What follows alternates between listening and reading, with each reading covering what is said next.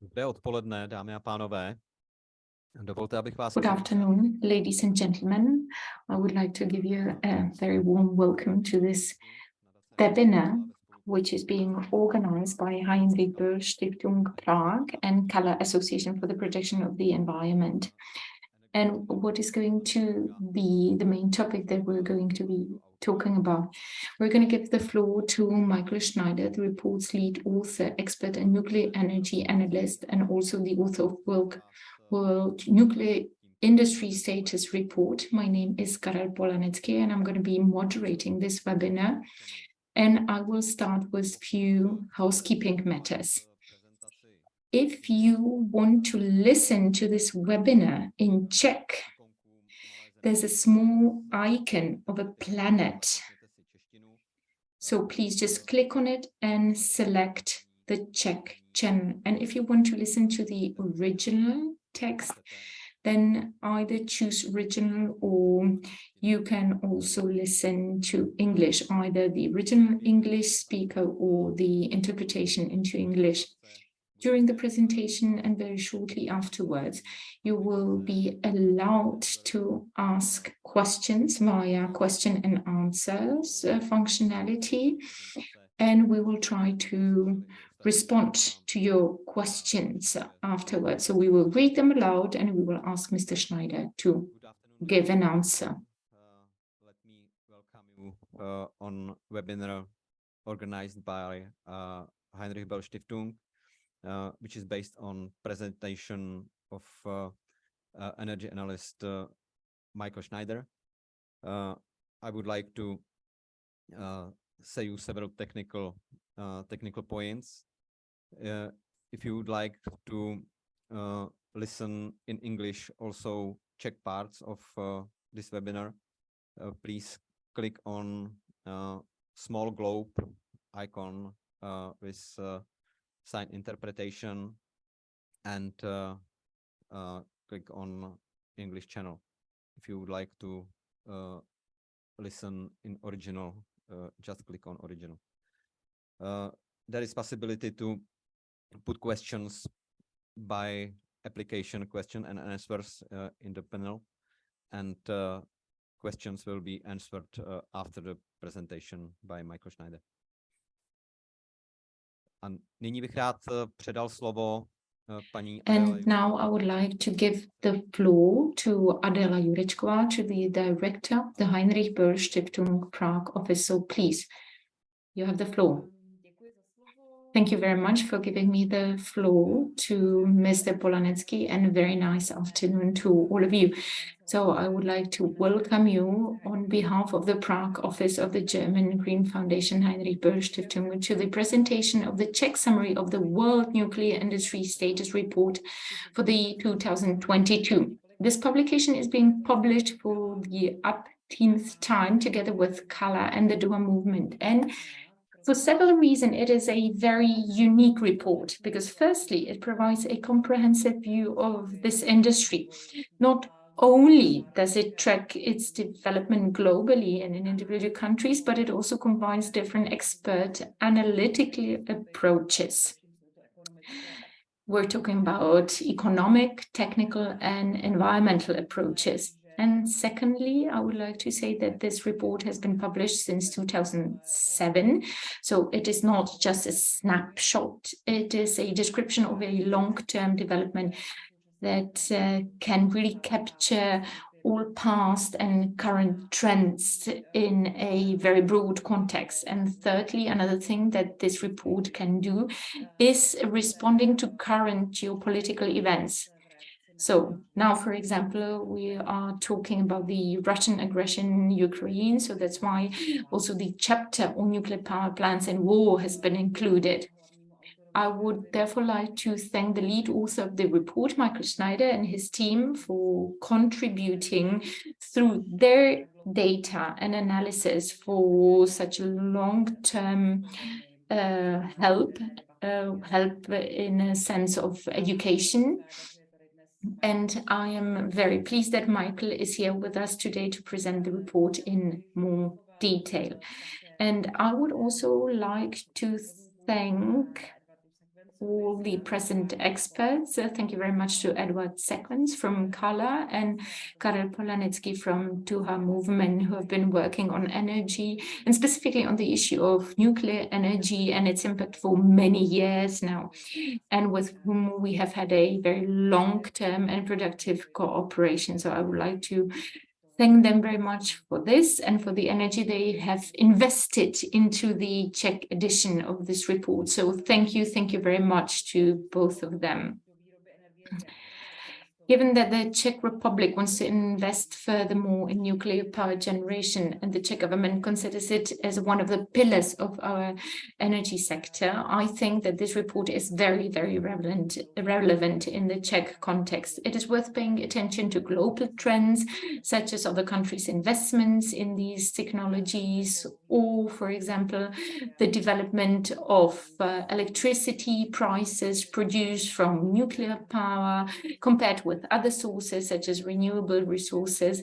And at the same time, for us, it is also useful to look at how the nuclear energy is doing in the countries where the companies represented in the tender for the new reactor in Dukovany come from, like France, South Korea, and the USA. And that is why we have chosen the chapters dealing with these countries for the Czech summary. So I have already mentioned the war in the Ukraine, which is unfortunately still raging. And not only military, but also civilian and industrial infrastructure is being destroyed to an extent that we could have not imagined only a short time ago. The consequences of the destruction of the Kachovka Dam are catastrophic. And when the fighting was taking place in the vicinity of the Zaporozhye power station, many of us fell asleep and woke up fearing an even more far-reaching disaster, which would be a nuclear disaster. Fortunately, there was no attack on the plant itself with the aim of destroying it. The dangers are still there. The dangers to which such installations are exposed in times of war are many, are several, but we don't know very much about them. So that is also why we have included a chapter on this subject in the summary of this report. So there are plenty of reasons why you should read this report on the nuclear industry. And now I'd like to hand over to our expert, Mycle Schneider, to introduce you this report more in detail. Thank you very much. Very shortly, also to those of you who don't know Mycle Schneider. Mycle Schneider is the lead author of this report,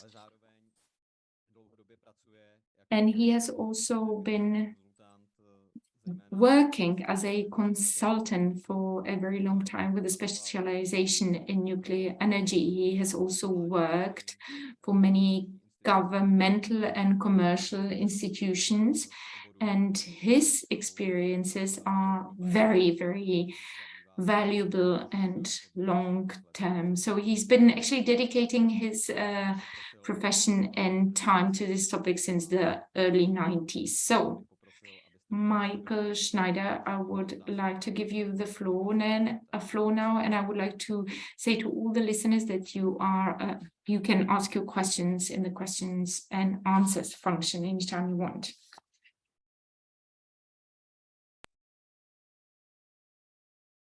Well, thank you very much, Karel. Thank you very much, Adéla, for this introduction and for inviting me to this event. I'm also very grateful for, over time, this cooperation with your organizations and the efforts we do with the status report. This is not the first time, of course, and we have done a lot of work together already, and I hope this is going to continue in the future. A few words maybe on the status report, and before I start, I will share my screen.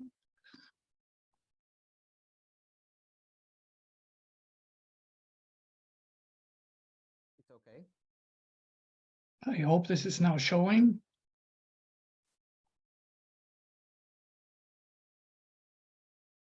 Yeah, we can see it. Okay, thank you.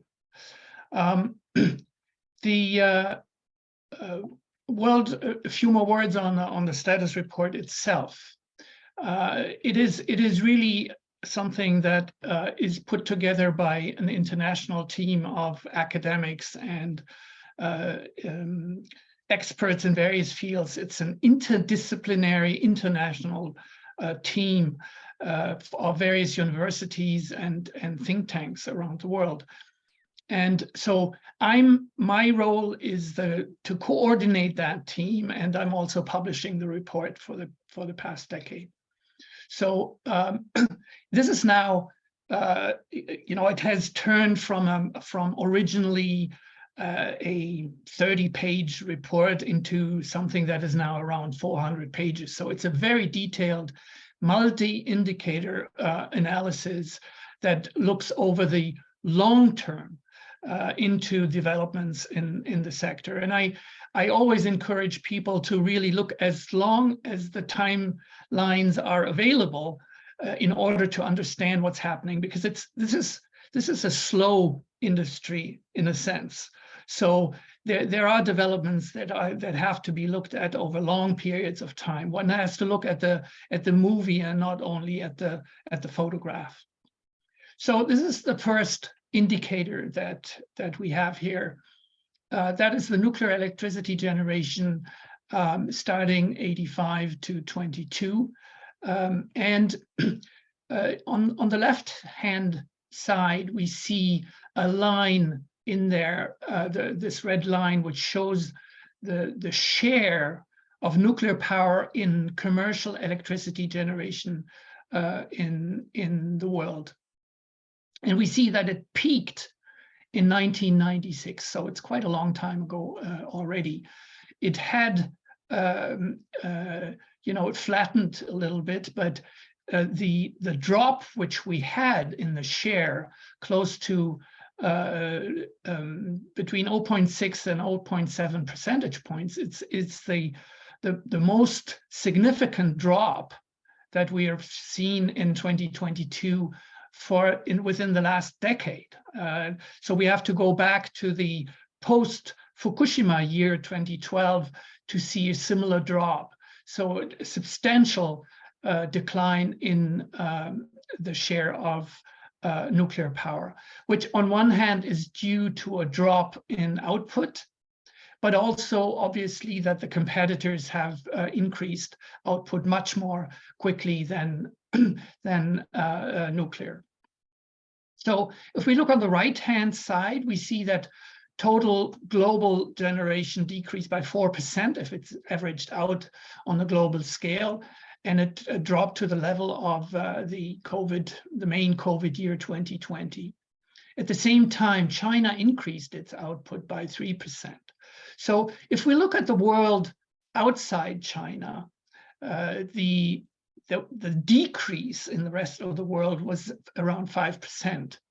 And the production outside China, we have to go back to the middle of the 1990s in order to find such a low level of nuclear electricity generation. And we also see, that without China, we have had a plateau situation and then a significant decline over the past few years. The next indicator is the reactor startups and closures. Startups for us is defined as grid connection, first grid connection, and closures is the last nuclear electricity production day. So we see these startup waves in the 70s and the 80s, and then a rather flat development since the beginning of the 1990s. We have had overall 99 startups in the world and 105 closures. However, China alone had 49 startups. So if we look at the world outside China, the net balance is a drop of 55 reactors over the past 20 years. So that's a significant decline. If we look now at the same picture for the European Union, the EU 27, we see that it started much earlier to decline, and there's actually only 2 startups in the European Union over the past 20 years. So the net, while there were 33 closures, so the net balance is 31, minus 31 units. We have had an additional startup in 2023. Mochovce, one of the Slovakian reactors under construction since 1985, has finally been connected to the grid for the first time. However, at the same time, we also had 3 reactors that closed in Germany. So the balance is negative also for the first half of 2023. So the next indicator is the cumulated number of reactors in operation. And we see this uninterrupted rise until the end of the 1980s, and then this plateau and the drop post Fukushima, and a slight increase over the past few years. However, we're still way below the level of numbers of reactors operating at the peak level. We have 438 in 2002. We have made a very detailed comparison, which I will not go into here, but you can find in the report, between the IAEA numbers and our numbers, so people understand the reasoning why there are differences. It is interesting that you can see that this yellow line, the IAEA's now has been approaching our numbers, and in fact, as of today, we have exactly the same number. It's with 2 reactor identities differences, but the IAEA has revised downwards again its numbers of reactors and that it calls in operation. It has actually created a new category which they call suspended operation, which is very similar to what we call LTO, or long-term outage. How does it look in the European Union? Well, end of 2022, 103 reactors in operation. This is significantly below, of course, below the maximum number that we reached already at the end of the 1980s, with the maximum installed capacity in 2002. So as of today, we have, as I have explained, we had 3 closures and 1 startup. We have, 4 closures and 1 startup. We have exactly 100 reactors in operation.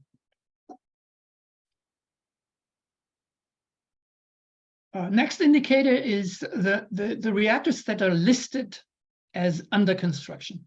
Under construction is technically defined as the moment when the concreting starts for the base mat of the reactor buildings.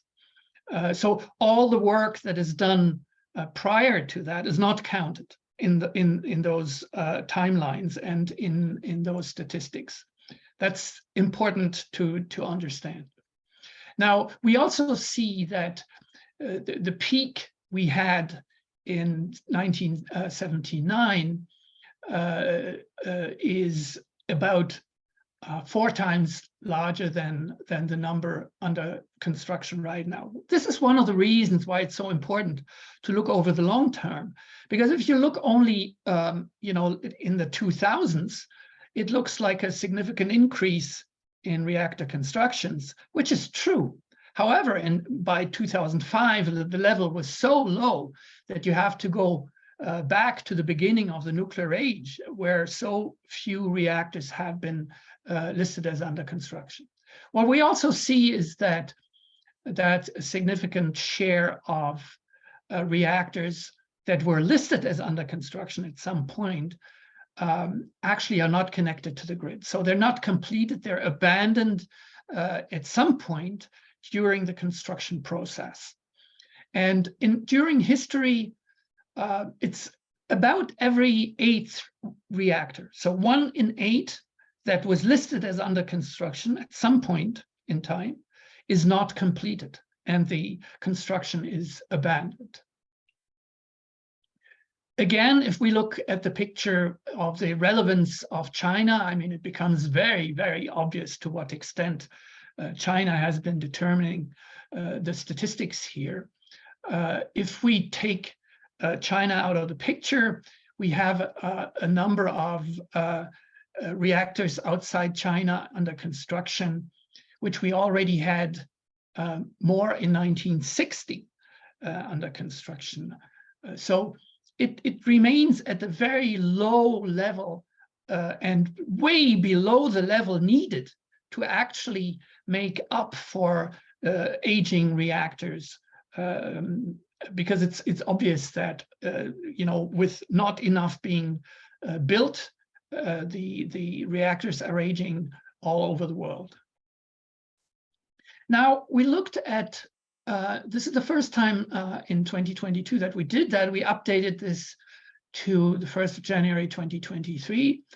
I take the occasion to say that this presentation has a lot of updates to the end of year data beyond the report that we published and that has been where excerpts have been translated into Czech language.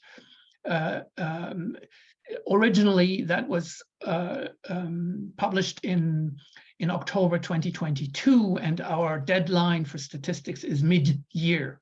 So these are statistics, numbers, indicators that have been updated to at least 1st of January 2023.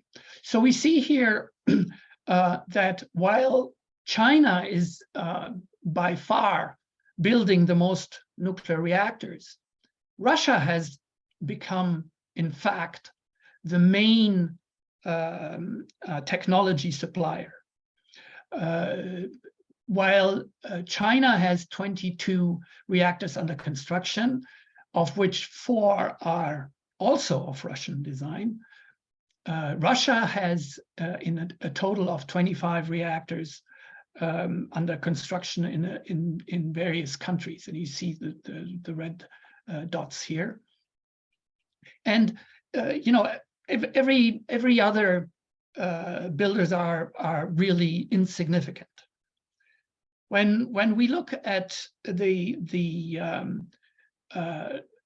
reactors under construction and we look at vendors, we see how dominant Russia has become, and only very few cases where other vendors are building abroad. France in the UK, South Korea in the UAE. Brazil is a complicated issue because there have several times vendors have changed. So it's kind of a bit difficult to classify. Next indicator is construction starts, as defined earlier. We see that the historic peak was already in 1976 with 44 reactors. And we have seen 10 construction starts in 2022 and 10 in 2021, which was more than in the years before. However, it's not a quantum leap neither here. And once again, we see how significant the role of China is. If we take China out of the picture, this is what we get. So it's really a handful or less construction starts throughout the world. And when we go up to mid 2023, we have seen since the construction start of Hinkley Point C in 2019 in the UK, we have seen in total 28 construction starts, of which 17 were in China and 11 were implemented by the Russian industry. In Egypt, India, Turkey, in Russia and in China. So a big dominance of China building at home and Russia building abroad, and that was it. No other construction starts over the past 3.5 years elsewhere. We look at the EU27 picture. We have seen since over the past 30+ years, we've seen only 2 construction starts in the European Union, 2 in over 30 years. This is important to understand.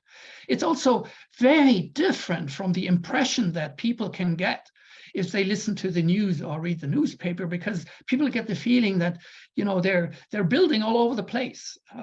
In fact, you see that only very few countries are building, and there's especially in the EU27, has nothing been happening besides these 2 EPRs that started building in 2005 and 2007. So with the lack of building, the average age has been increasing constantly, and at the beginning of the year stood at over more than 31 years. However, it's while some reactors have now operated, 10 reactors have operated for 51 years and more at the beginning of the year, as of the beginning of the year. If we are looking, what is the average age of reactors being closed, we realize that many reactors are being closed much earlier than at those ages. So this general idea that we could just keep on operating reactors until 50, 60, 70, 80 years for the time being is not industrial reality.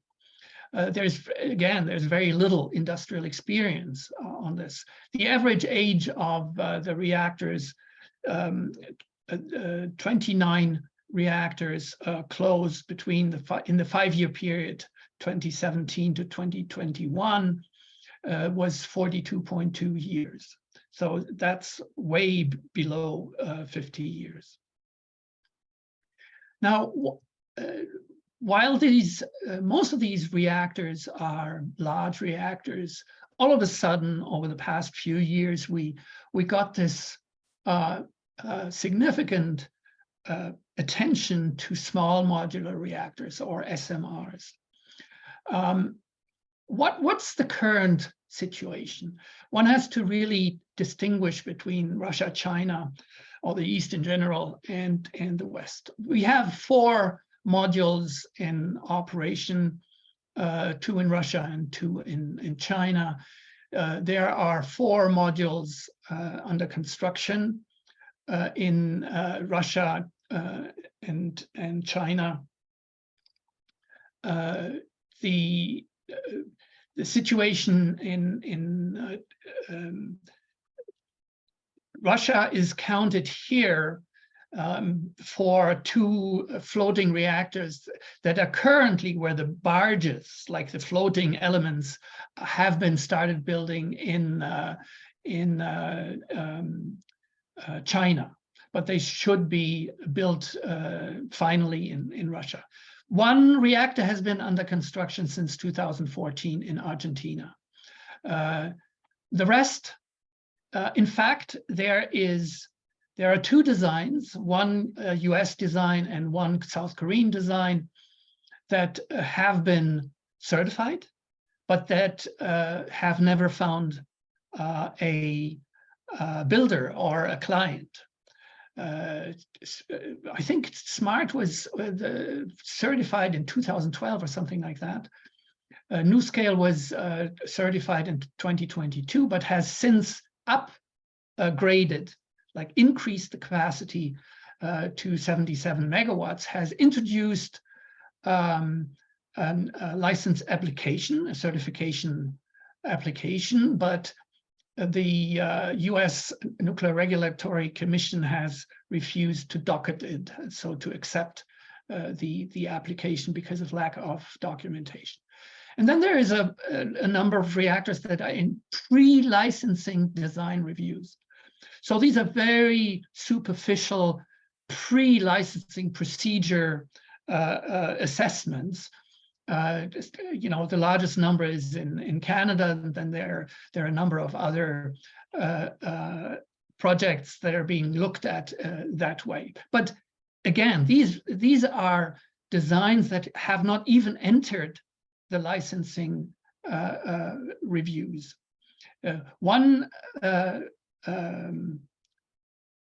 Well, we come to large reactors later. So what we're seeing all over the place, many you know, companies have been showing around nice pictures, but basically these are PowerPoint reactor designs. I mean, they are not developed to any state that you could prepare for licensing.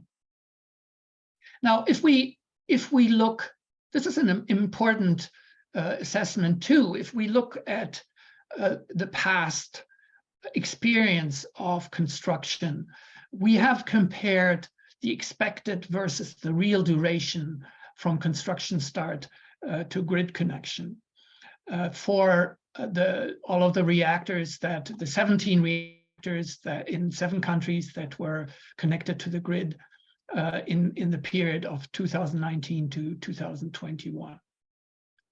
So the overall picture is that most of the reactors took about twice as long to build than anticipated. There are only you know, 2 examples where we could not identify or document any delay to reactors that were built in China. All the others were delayed.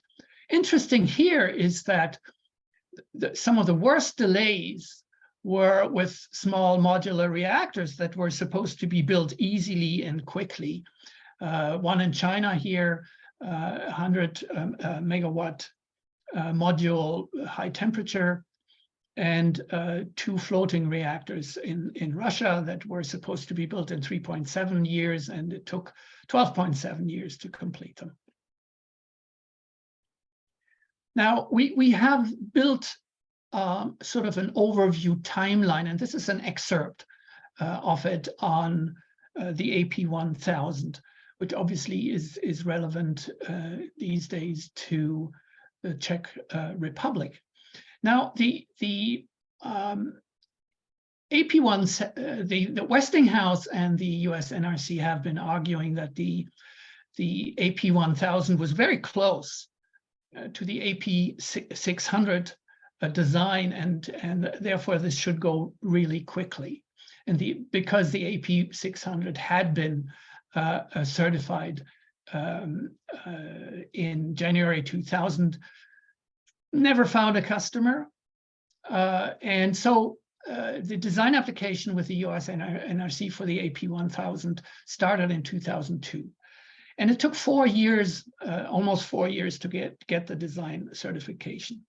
At that point, Westinghouse claimed that because of the modular construction, they would be able to build the AP1000 in 36 months.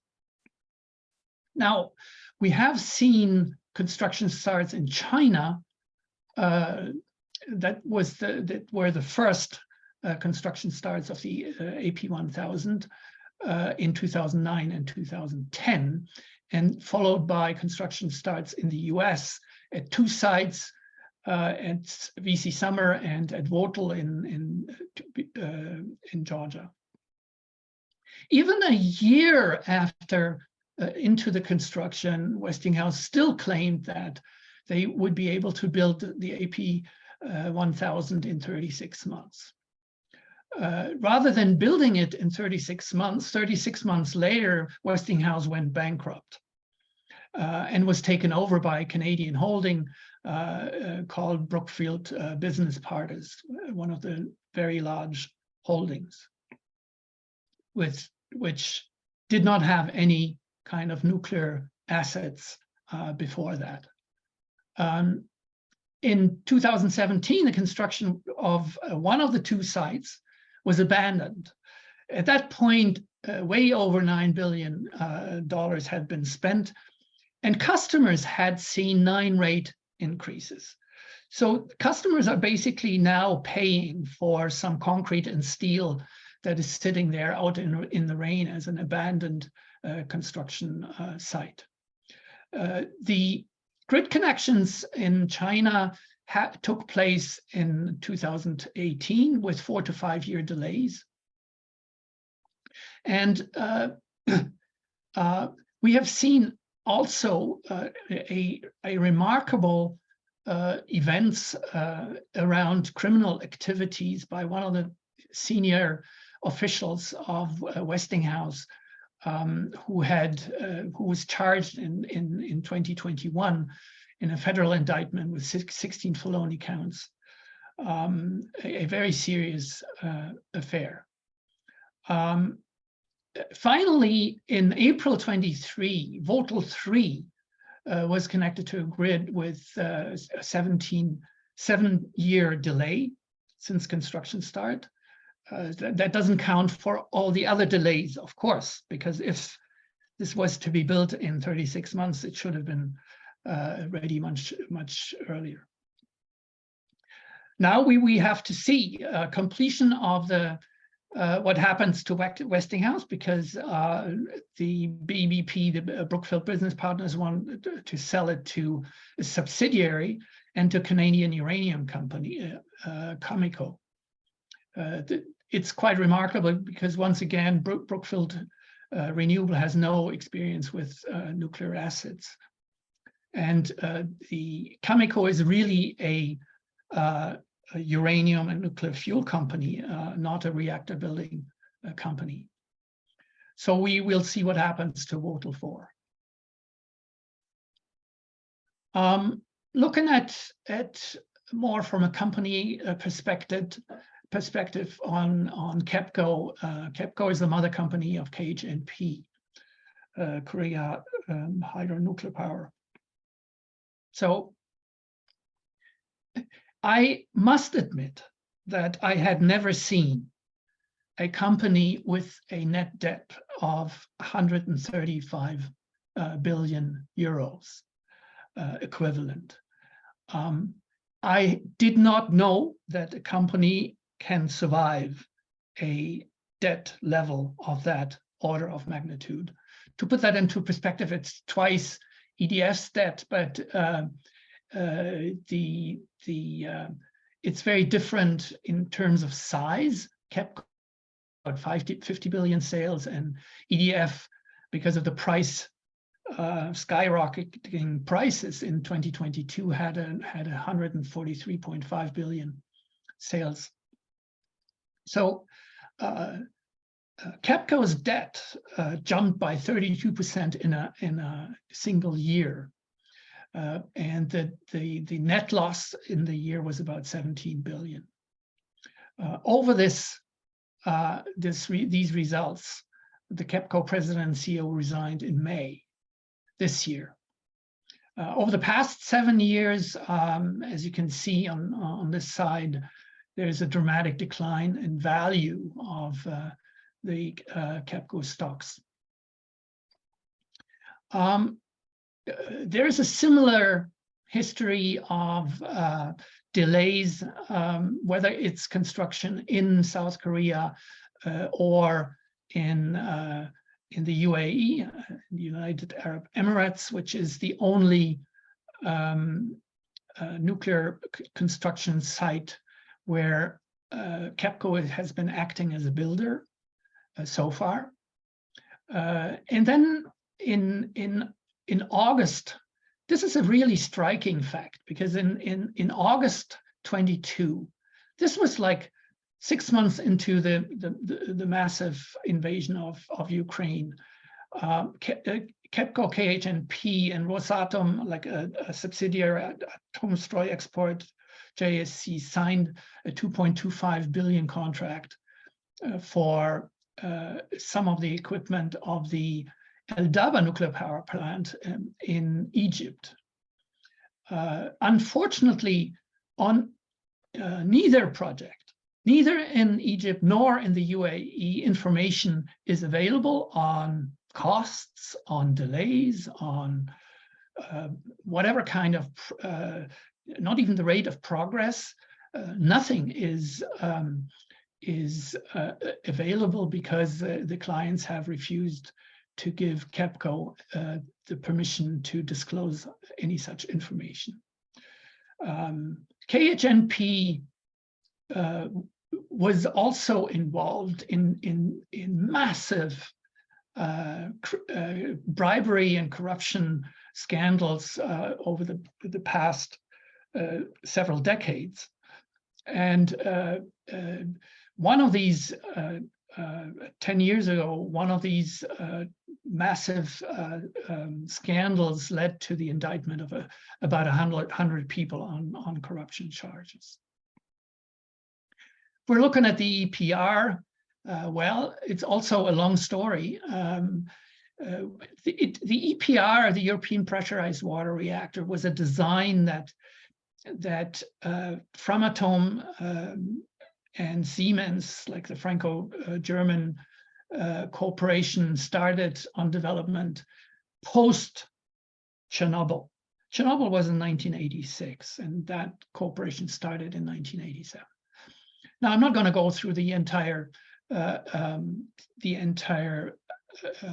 history here, but what we're seeing is constant delays.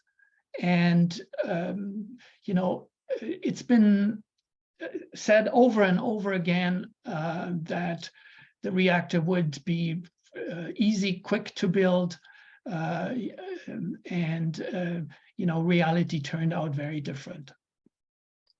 So if you look at the status, you know, basically the pre-certification procedure status was of the EPR was in the middle of the 1990s, and construction start of the first European reactor was in 2005 in Finland with the Olkiluoto 3 reactor, followed by the Flamanville reactor in 2007.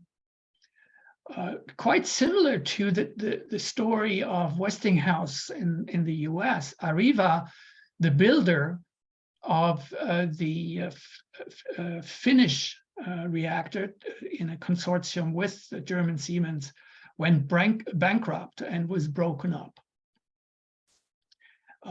All the startups obviously were with very major delays.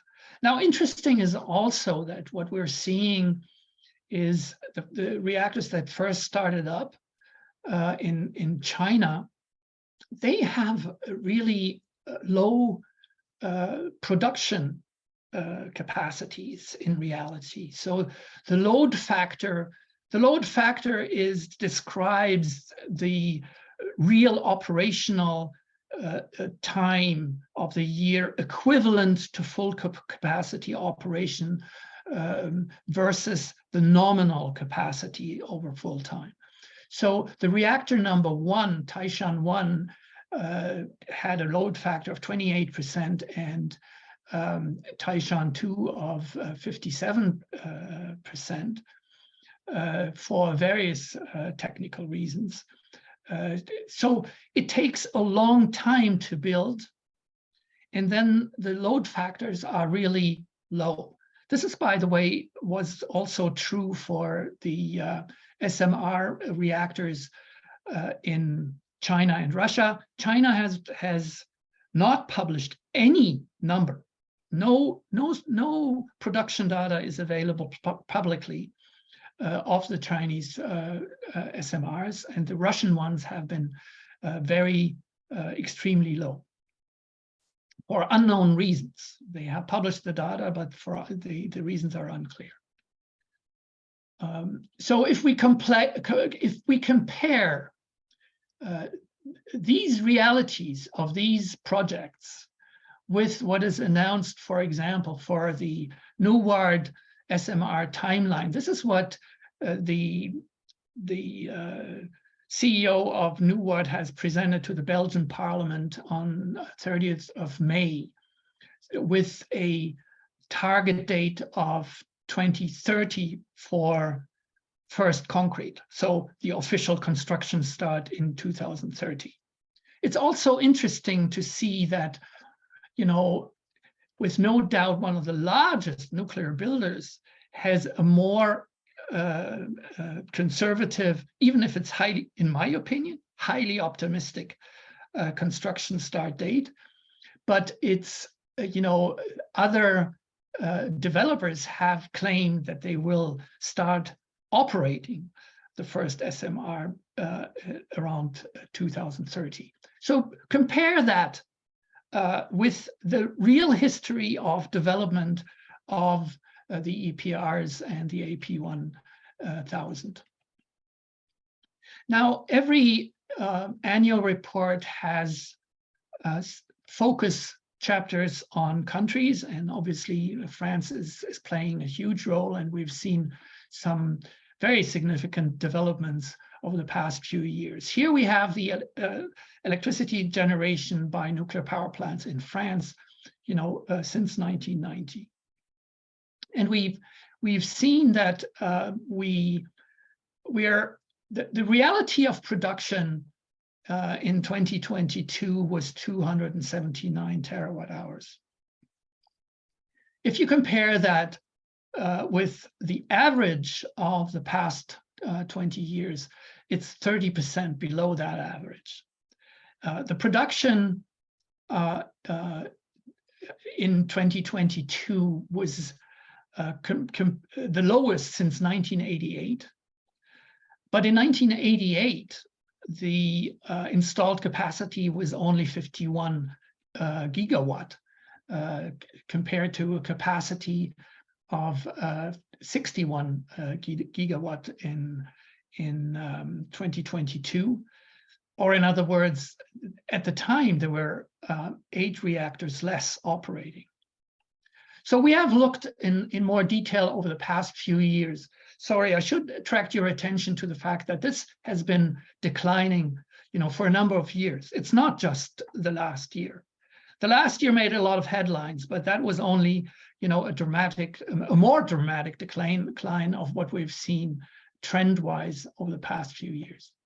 So we started actually doing an unavailability analysis or a performance analysis since 2019. And for 2021, we've seen, you know, an average outage per reactor of 103.5 days. 103.5 days. The dark parts are declared forced unavailability by EDF. The rest is declared as planned unavailability. We thought this was very surprising, and we did an analysis and realized that, in fact, when EDF has a planned outage, but that doesn't last 1 month, but it lasts 3 or 6 months, it remains in the category of planned outages. So what we did is we looked at what was the scheduled outage time at the beginning of the outage and what was the reality. And it shows really that EDF as an operator has pretty much lost the control over the planning. The real outage times were almost 30% higher than planned in 2021. That is 1,330 days more at zero production per reactor than planned on average. That's very significant. Now, we also wanted to know if, you know, what is the picture if you look over 3 years? And if we look at the 3 years, 2019, 2020, 2021, we have 3 reactors that over the entire period were down half of the time or more. We have had 23 reactors that were down, again, with zero production. That does not include lowering capacity, for example, due to climate events. So 23 reactors down over 30% over the time. We've done a first analysis for 2022. This is not finished. Like we will have a hard time to do the same thing we did in for the year 2021 because there were so many changes due to the technical stresses that went through the entire reactor fleet. But the outcome is that the unavailability reached a total of 8,287 reactor days. That is an average of 152 reactors per, 152 days per reactor at zero production. That's a staggering number. If you turn it into a load factor, the load factor over the French fleet was at 52% in 2022. Compare that with one of the best offshore wind farms that now provide up to 54% averaged out over 5 years. It's very interesting. So obviously, what makes it even more problematic is the situation in the winters. And you see that while the range here, the gray range is 2012 to 2019, we see that the winter months of the past few years are particularly problematic on the lower end or below the lower end. If we look at the picture with the year 2022, we see how dramatic the production losses were and how significant they were lacking, especially in the winter months. Now, one of the key effects was a huge loss of 18 billion euros of EDF in 2022. The net cumulated debt jumped by about a third, from 41 to 64.5 billion euros. Cost estimates for the two projects in Hinkley Point and Flamanville continue to increase. And it became so worrying by the summer of 2022, and EDF shares dropped below 8 euros per share, which is like less than 10% of the peak we had seen in 2007. There was a real danger of EDF going bankrupt. So the French government announced the plan to renationalize, and the renationalization took effect earlier in this month. Now, it's very clear that, nationalization does not solve the technical issues. There is not one more reactor repaired. There's not less problems of climate, lack of water or so in the summer and in the fall. All of the structural issues have not been solved and are not addressed by the nationalization. So we need to see over the coming years what will happen. We did a particular chapter, a focus chapter. We do country focus chapters and we do topical focus chapters in the World Nuclear Industry Status Report. And we did, for obvious reasons, one on nuclear power and war. I will go through this fairly quickly. Forgive me for that. And if there are questions, we can come back to it. We decided not to discuss the Ukrainian case in particular because we were not confident that we would have enough verifiable information to make any claims, on the situation on the ground. So we decided to look at these questions from a general point of view. So it's very clear that nuclear power plants operation need a stable environment to function. A key point here is cooling, and cooling cannot be interrupted. The decay, the radioactive decay, heat generation cannot be stopped technically. So the cooling has to continue even after the reactor is shut down. And that concerns the core as well as the pools. This graph looks at the decay heat, and you see declines. And this is a typical curves. Here, the case of the Fukushima reactors in 2011 over a 6 month period.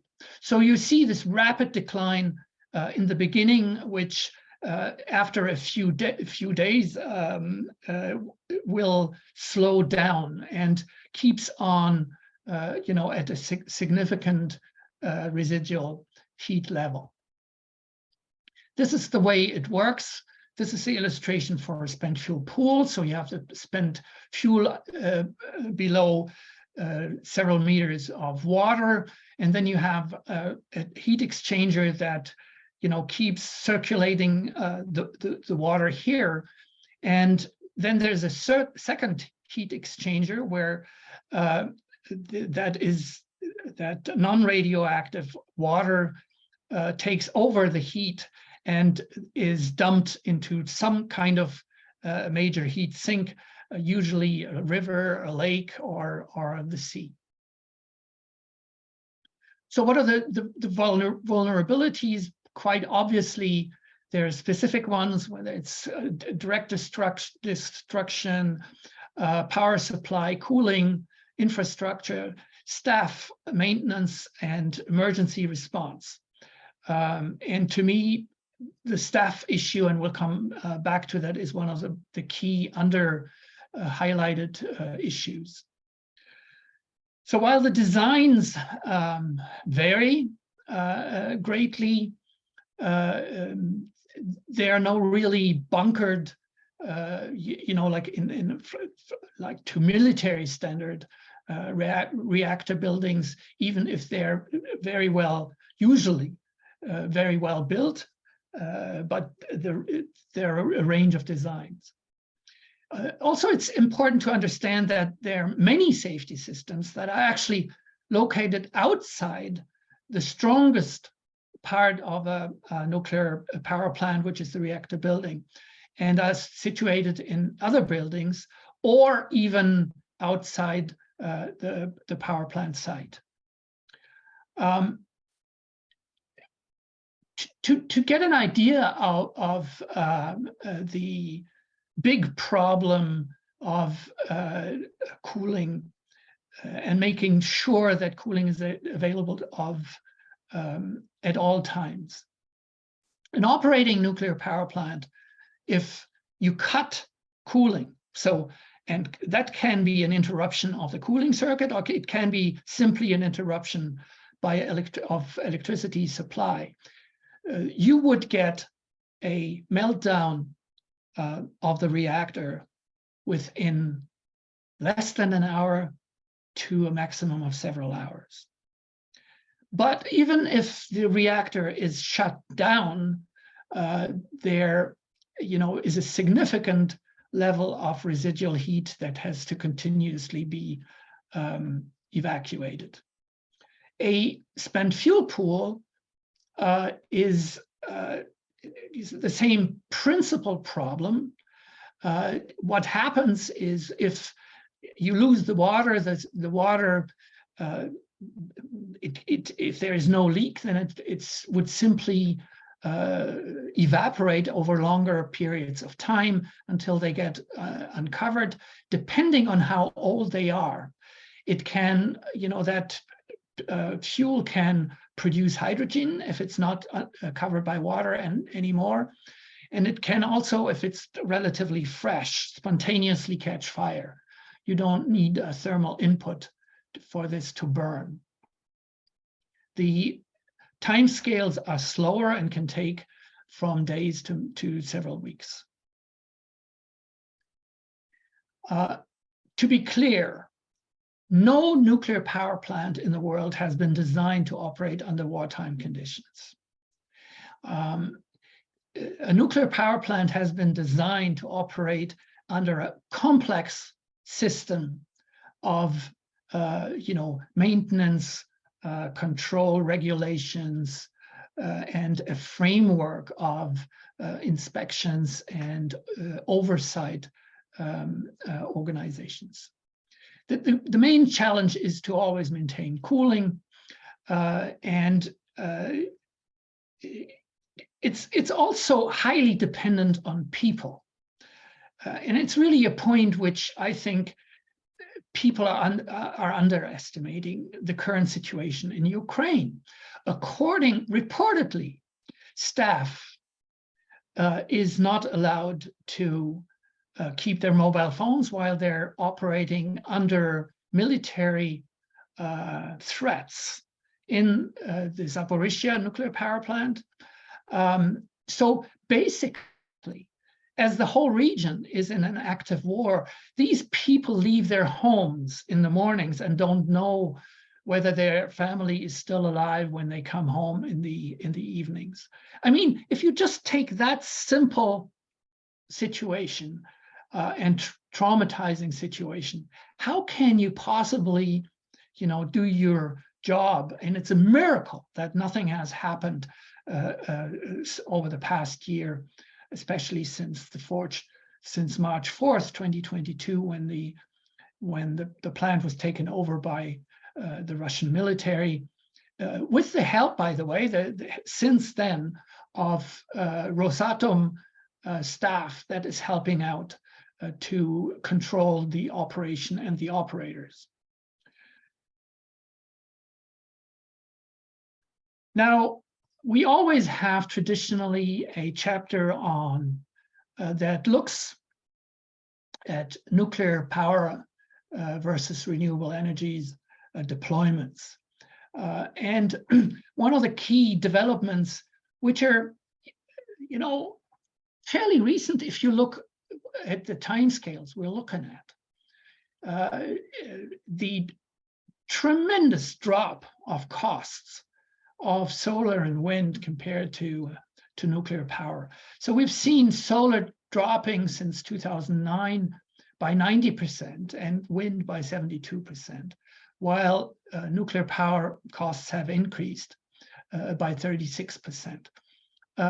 These are numbers, levelized cost of energy by Lazar, one of the oldest financial institutions in the world.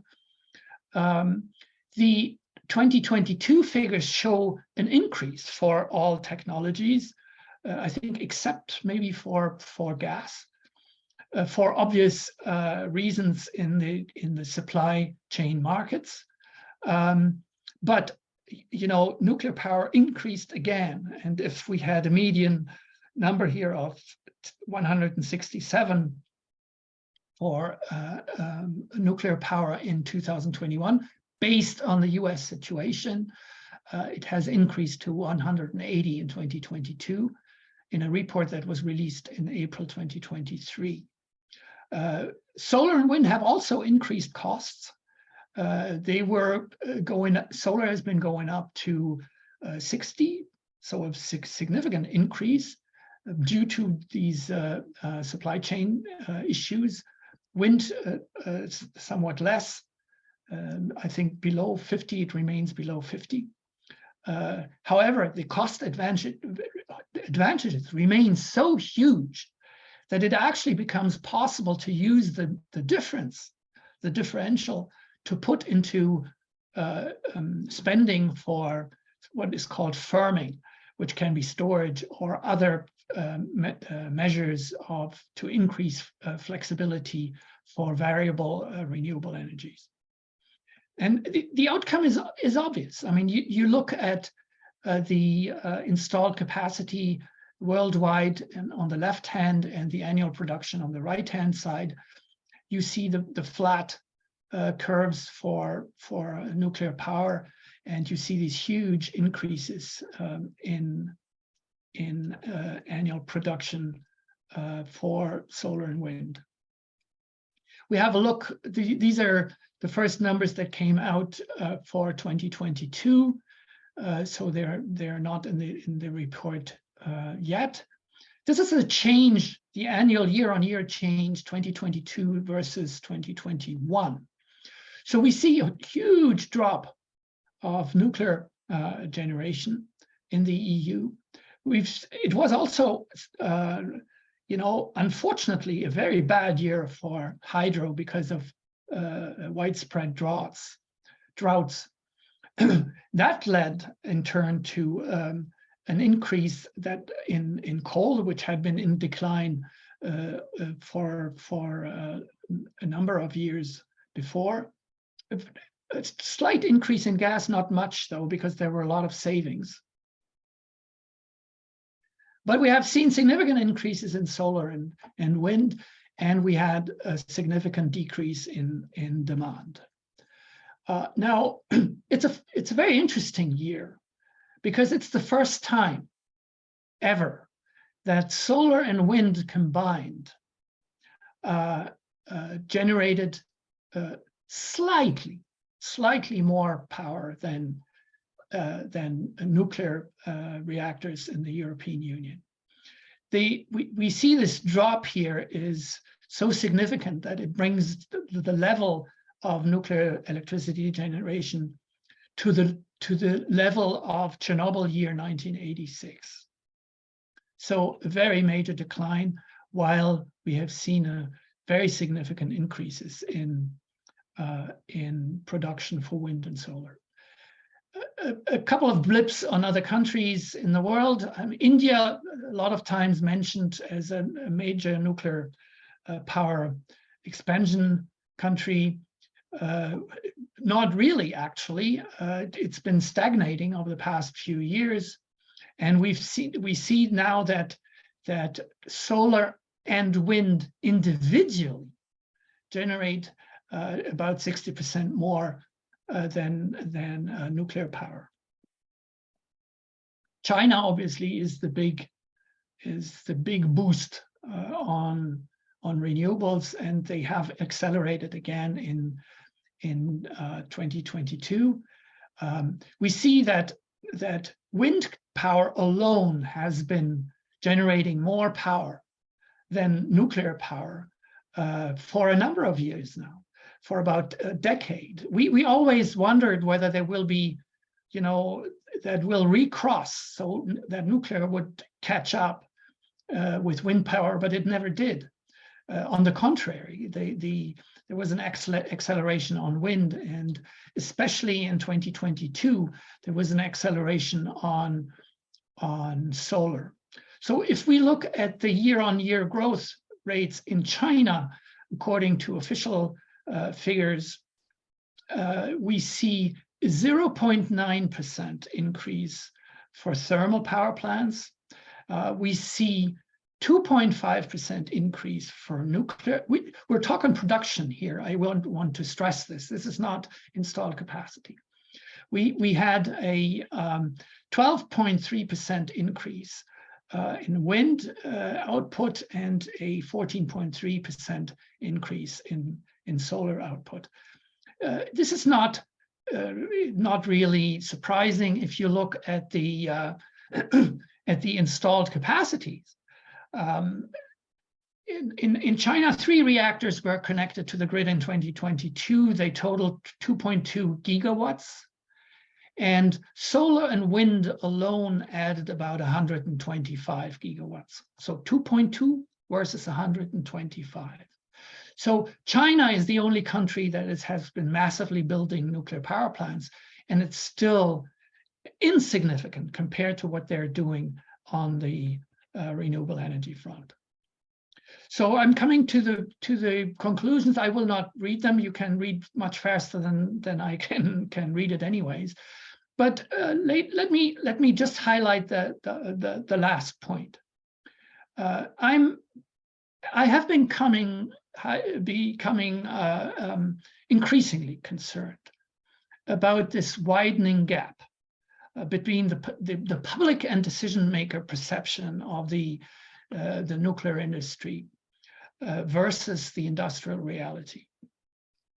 And that is worrying because, you know, on the basis of that perception, there are a number of decisions that are made that are not necessarily the best advised decisions, considering the actual capacities and the situation of the industry.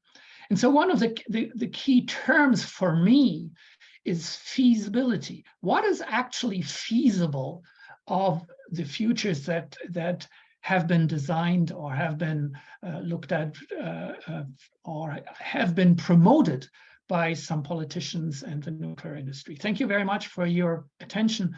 I have added and will circulate the PowerPoint presentation, and I've added a little bio note so that we don't have to lose time with that. Thank you very much, and I'm giving back to the moderator.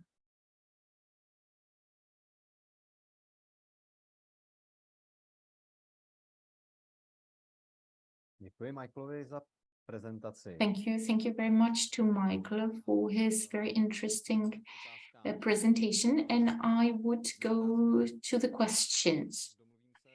The first question that is in English, I will read it in English. The question is from Lenka Pitronová. Many reasons why nuclear power doesn't seem to be the source of the future. The very long delays, the immense economic setbacks, the sourcing of the material, to name a few.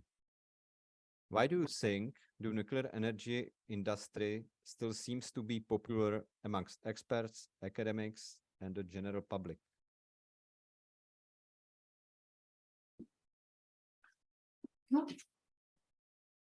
That's an excellent question.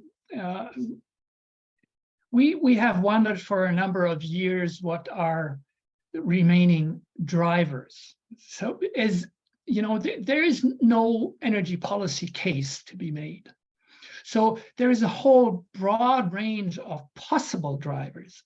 And I'm saying this right away, I'm warning never to try to use one single potential driver to explain it all. Every project has a different driver. I will name a few. If you have a project like Hinkley Point C, you have a project between three countries, because they're all state-controlled companies that are investing and building this, realizing this, implementing this project. The Chinese that give money, that the UK that is hosting, and France that is building. The drivers for these three countries are very different. They're not the same. They're just combined in this project. For China, well, it's sort of it could have been a European hub for, you know, Chinese involvement in major strategic infrastructure. It's sort of like a European hub of an endpoint of the Belt and Road initiative, which is you know, stretching over many countries and where China has been financing infrastructure. So, you know, a few billions is not much money for the Chinese government that has been investing, you know, hundreds of billions in infrastructure projects around many countries. So it would be a status thing for China to be involved. Unfortunately, the company involved, CGN, is now blacklisted by the American government, which makes it very difficult.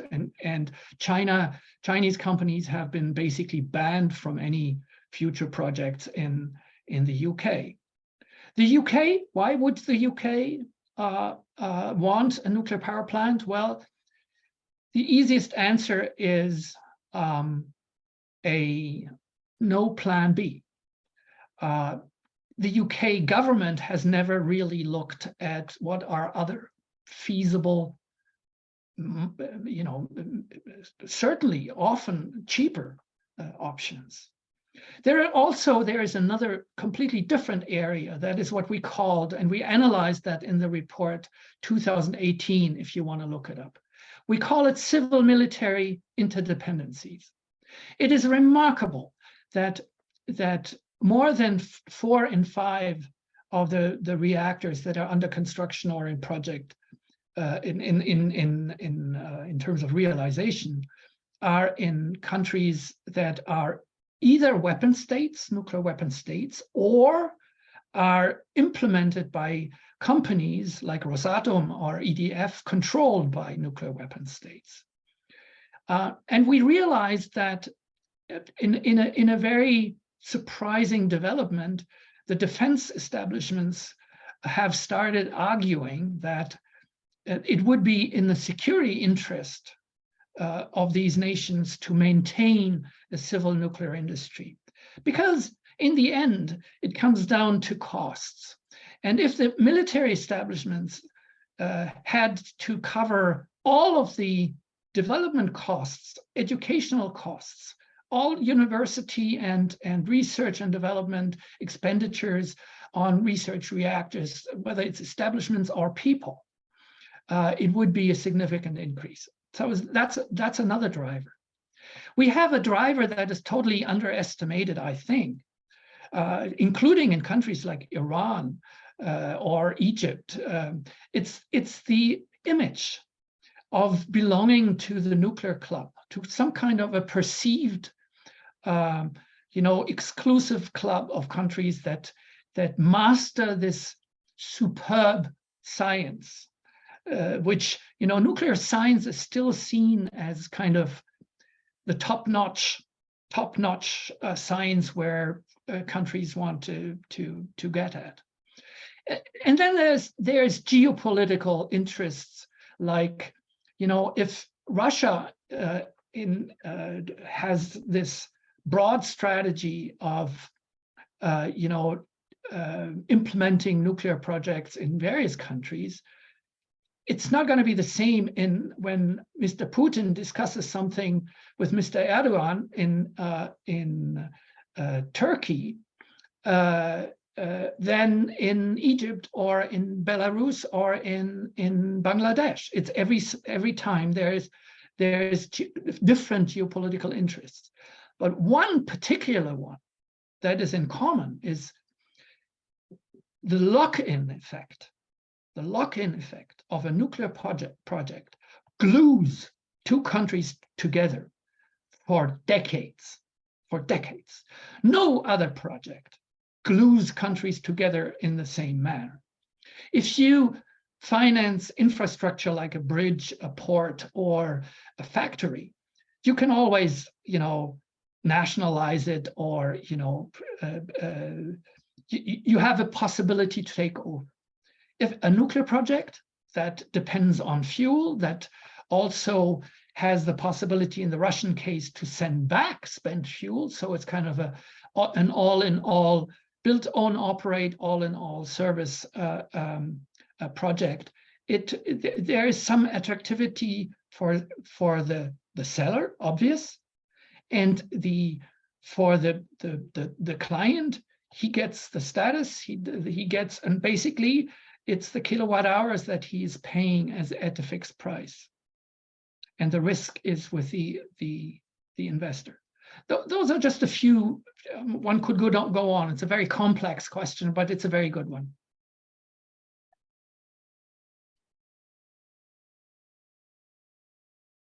Děkuji.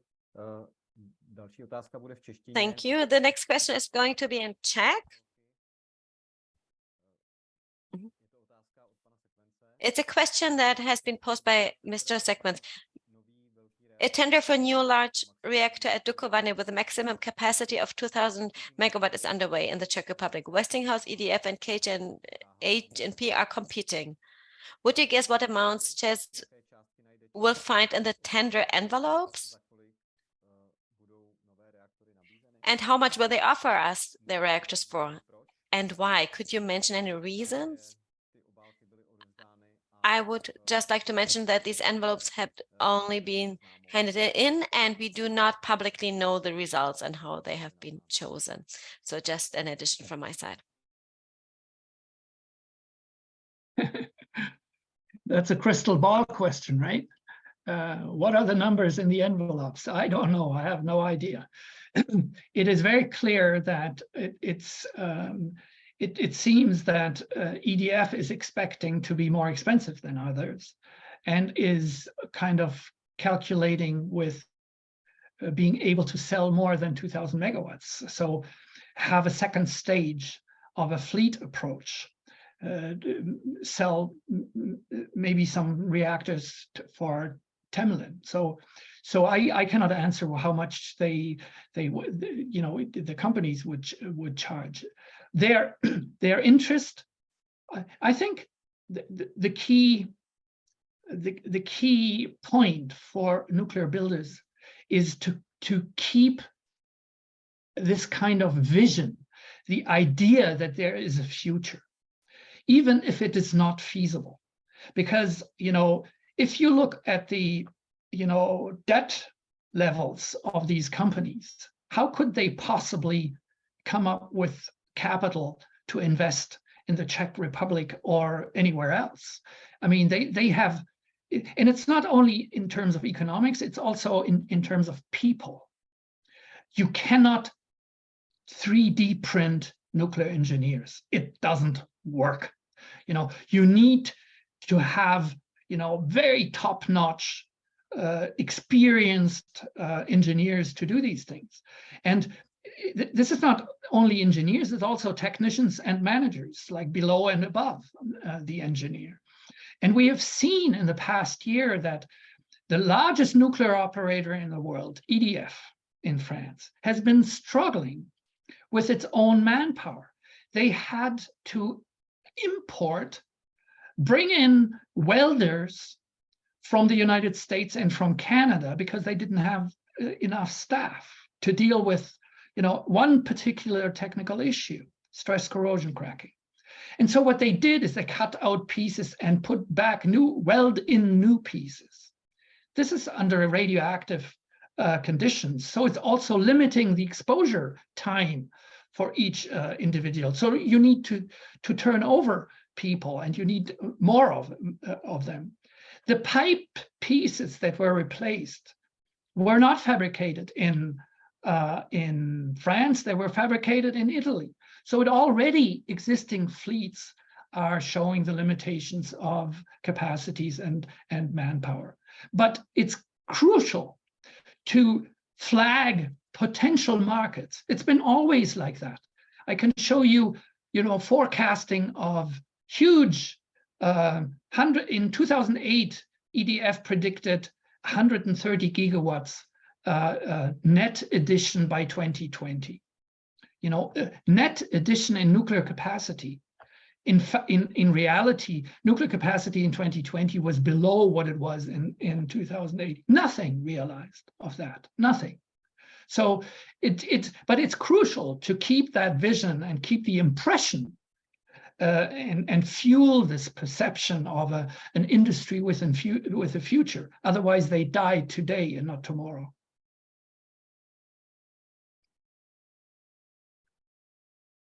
Děkuji. Další otázka. Thank you. Next question, also in English.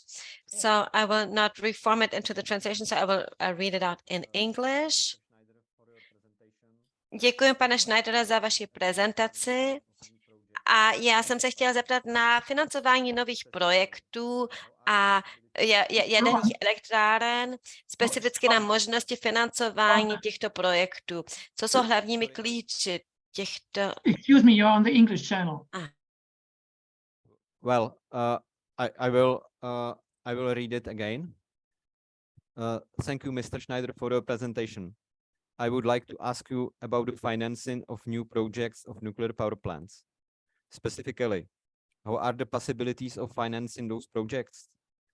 which are the key factors that affect discount rates connected to the financing?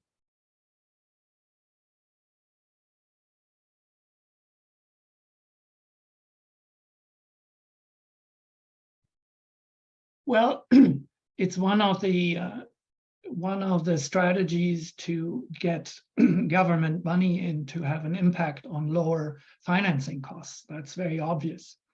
The other strategy is what they, it's getting very similar to the Russian approach of build on operate or a feed-in tariff, or as they say in the UK, a contract for difference, which is nothing else than a guaranteed price for a kilowatt hour over a certain amount of time. And the basic approach has been to try to combine public money because private investors have not been mobilizable. For all projects that are underway, there is no private money in those projects. So it's one additional. So private funding, attract private funding, is what has always been a goal of governments, but in reality, it's very clear that without government funding, these projects cannot be funded. An additional move by the UK was to pass legislation which is called regulated asset base, and which is a strange name, which basically allows a builder to charge the clients, the customers, while they're in the course of building the nuclear power plant. That's exactly what happened in the United States with the BC Summer. It's exactly what happened in the United States in the 1970s and led to the bankruptcy of a whole range of companies as soon as it was prohibited in many states to actually pass on costs to the consumer prior to the operational situation of the reactors. But it's one of the means that had been tried to solve the huge investment cost problems.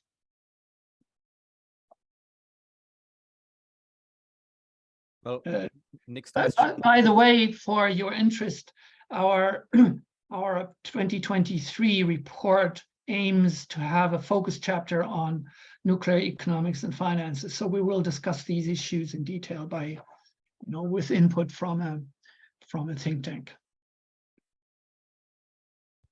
Thank you. Well, next question will also be in English, so I will read it in English. It is from Mr. Wagner. Mycle, can you name a country that has low emission electricity in general terms? Not Norway with its hydro and Iceland with geothermal, without nuclear sources. I would like to remind you that France, Sweden, and Slovakia have low emission energy with nuclear.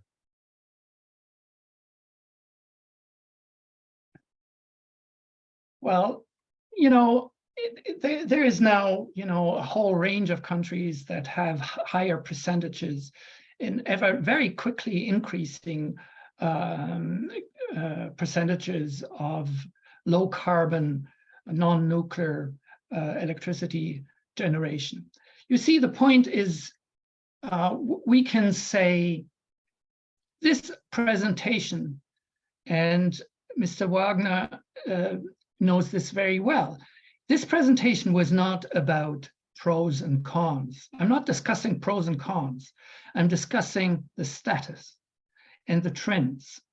Whether Mr. Wagner finds that is something deplorable, that I totally understand. He's been a big proponent of nuclear power for decades. I understand that he's very sad about the current situation of the industry, but that is the status. And, you know, it's not my job to, you know, say we should do this or should do that. I'm an analyst. I'm looking at the situation as it develops. I'm describing what is being done, and I'm trying to convey what the mechanisms of these systems are.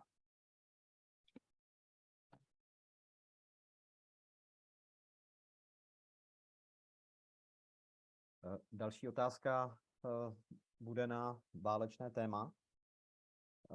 The next question has to do with war.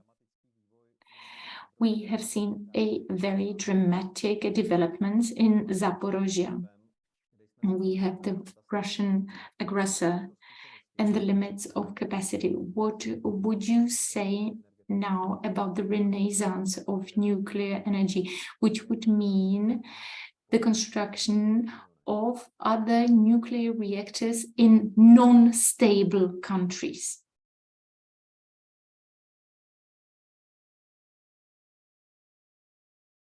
Well, basically, you know, what we've seen are very few projects. We have, when you say unstable countries, it's also true that there are countries that seem stable at a certain point in time, and it can dramatically change in a very short amount of time. But let's talk in terms of region. And the Middle East is a notoriously problematic region. And we have seen now for the first time a nuclear power plant in the UAE starting up. And it's been of concern in the region that, you know, a major event, radiological event, there's actually also academic work that has been published on this issue, could have significant impacts on, for example, remaining water resources. I think it is very clear that nuclear power plants are totally unfit for regions that are unstable and potentially exposed to armed conflict. And I'm saying armed conflict because it can be war, it can be also, you know, high levels of terrorism activities, terrorist organizations that today have technical means that are very different from what they were a few decades ago. So a nuclear power plant in general is unfit for unstable regions. It's very clear.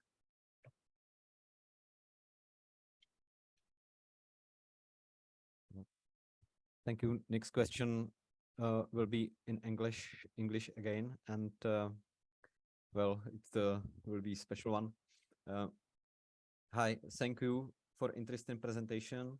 You talked about the risks of nuclear power plants in wartime. In the context of events of recent days, I wonder what the risk is there, for example, from the operation of nuclear submarines.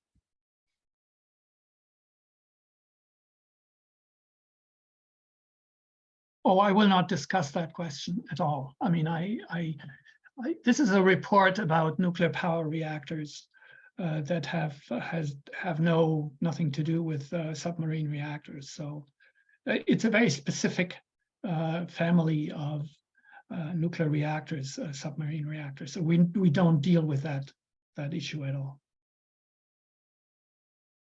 But maybe what I would like to add to the war question is I'm actually stunned by the kind of total reversal of the original message that comes from the experience in Ukraine. We've been living, you know, under a Damocles sword for over a year of a major nuclear disaster in in Europe, and it's been argued, you know, the independence from Russia would mean to go nuclear. So we've seen actually a specific problematic side of nuclear power plants, and we know about delays, and you know, the idea of nuclear power plants being, you know, coming out of the experience with Ukraine, saying that, not reflecting about the security issues and security problems, but basically reducing it to an issue of potential independence is a staggering experience for me, rather than to reflect on the implications on the security side. Děkuji. Další otázka bude v češtině. The next question is in Czech. What would you recommend? What would you recommend to the shareholders of ČEZ, whose management claims that it will decide on the appropriate technology of small and medium modular reactors for the Czech Republic as early as next year and wants to build the first one by 2032? ČEZ is the biggest energy company in the Czech Republic.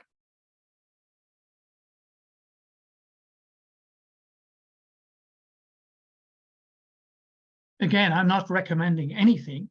It's not my role. But I can say that, you know, when you look at the experience of development of reactor designs over the past decades, to the deadline 2032 would be to start up or to start building. Can I get to start up in so ČEZ thinks they can do better than EDF, which is remarkable. You know, I don't think this is realistic, and you know, I'm not predicting the future. I'm saying that if ČEZ claims they can have a reactor in operation in 2032 that today is not licensed in the European Union, there is no SMR that has a license. So there's no design that is actually in an advanced stage of, you know, completion at all. So if we look at how long it takes to certify a design and then go from certification to actual construction license, to actual construction and to building, then I would invite the ČEZ management to come up with some evidence. Where are the people? Where are the designs? Where are the you know, how can it, what is the feasibility? So, you know, that is what we're totally lacking. There are a lot of, you know, presumptions about reactors that would come online with SMRs or large reactors, but we don't see, you know, the feasibility. Where are the people? Where are the licenses? Where are, you know, how does it work? And I would invite shareholders to have a very close look at industrial experience and look at what has been provided by proponents of SMRs so far. And I can only say, if you look at the experience of NuScale, which is the design that has gone the most, the farthest in the licensing process in the West, it's a devastating experience. I mean, maybe I can share my screen again if you allow, and I can show you one slide on NuScale. Is that okay? Please share your screen. Is it possible?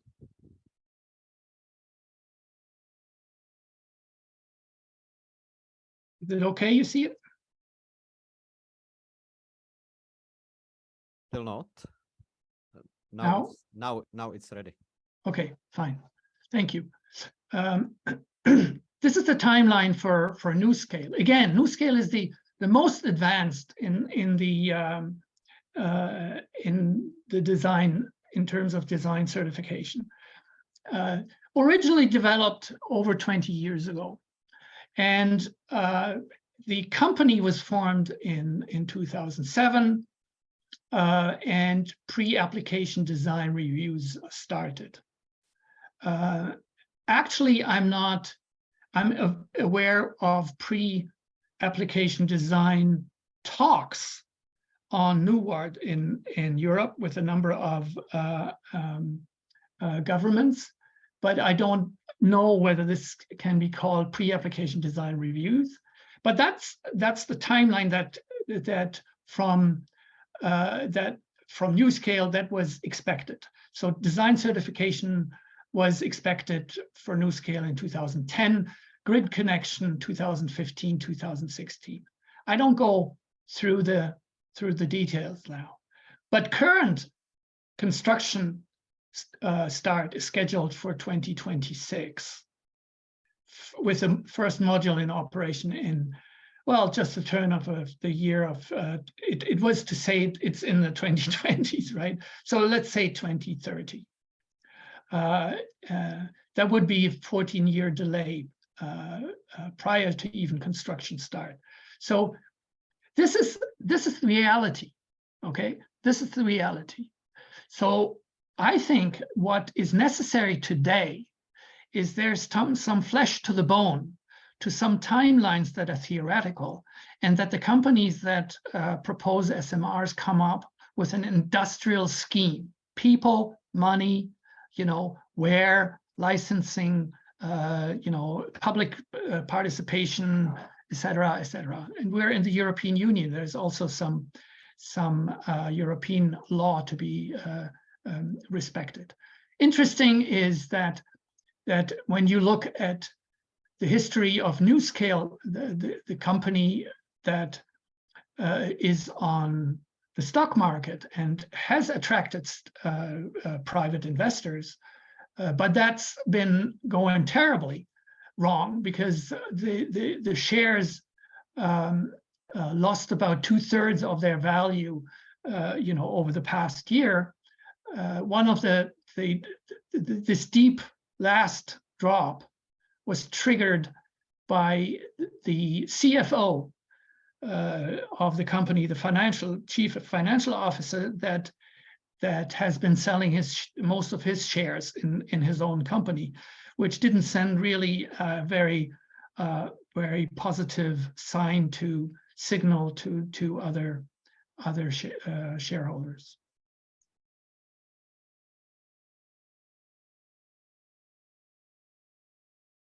Poslední otázka.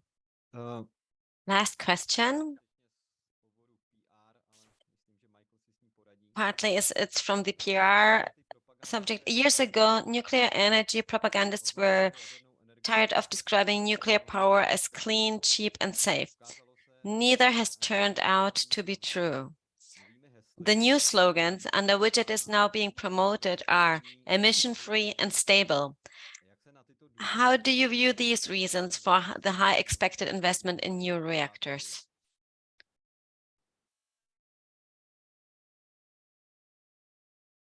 Well, I mean, obviously, it's a low carbon electricity generating source. It's not emission free, of course, because it's what is counting is always the life cycle analysis. Like you have to look from uranium mining, from steel melting, to uranium enrichment and fuel fabrication and making concrete. All is linked to emissions, greenhouse gas emissions. So it's not free. The numbers vary enormously. How much in grams per kilowatt hour of greenhouse gases are emitted? That depends on the countries, on the situation, on the provision of materials and specific emissions of various industrial sectors. But it's low. It's clearly low. compared to natural gas or obviously coal. The point is not there. It's the wrong question. The nuclear industry should give an answer to the question: if I spend €1, how much greenhouse gas emissions I can lower, can abate, how fast? That is the question. So the investment into an option brings results at what cost and how fast, by what time. And if I look at that, it's nuclear power is the worst option. New nuclear power is by far the worst options, not only because it's so expensive, it's especially because it's so slow. It's so slow.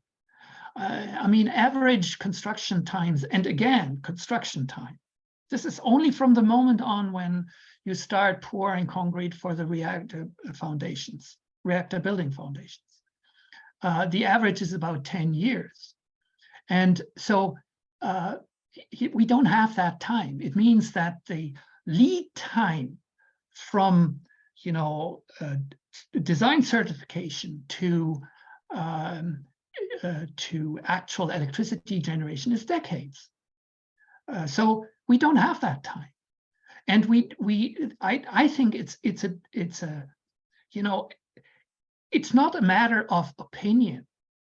It is the most expensive, and it's the slowest form method to reduce greenhouse gases. So it actually has a negative impact on the climate, because that money is not spent on sufficiency, on efficiency, and available renewable technologies that are available now. And they're actually, there's not much money going into nuclear. Again, I mean, most of the countries, nuclear is irrelevant in the market. It's a tiny, tiny little fraction of what is being done, of what is being built. And, I don't expect at all that there will be all these reactors that will be built, because it's not feasible. But it's certainly not a method to an effective climate change mitigation method. On the contrary, it makes climate change worse.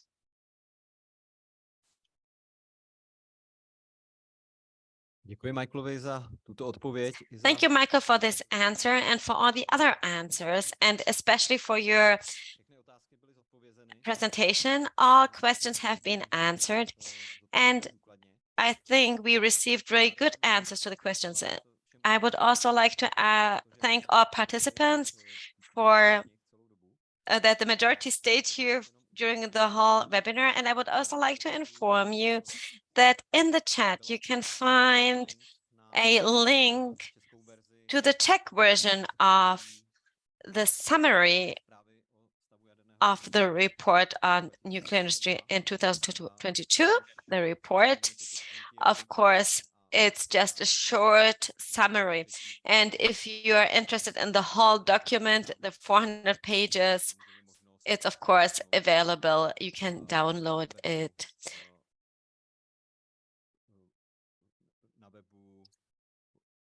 on the website World Nuclear Industry Report. So thank you once again. And I'm looking forward to see you soon at some other event, and goodbye.